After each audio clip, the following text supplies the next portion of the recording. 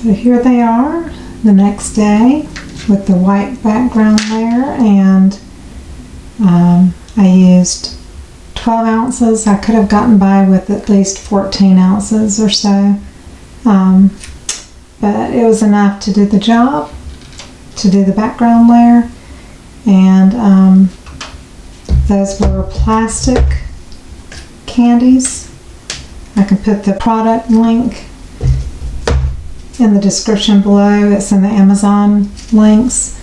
They're basically, I think, like beads, but I can put the link for those candies.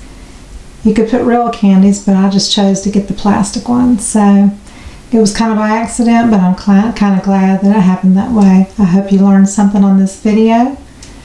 What I did is, I also put the candies into a thin layer of clear to hold them in place, to keep them from floating up, that kind of thing. And then once it cured, then I'd put the background layer about 5 hours later. So these were, regular epoxy for molds, and you've got to wait at least 5 hours or so. It can't be tacky or pliable. It's got to be pretty firm before you put that background layer on.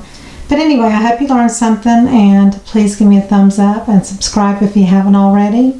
Please comment, and I'll see you in the next video. Bye-bye.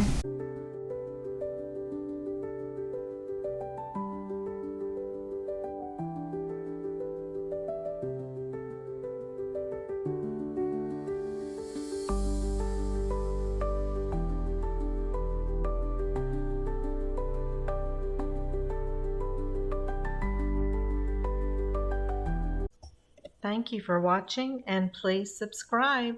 Love you all.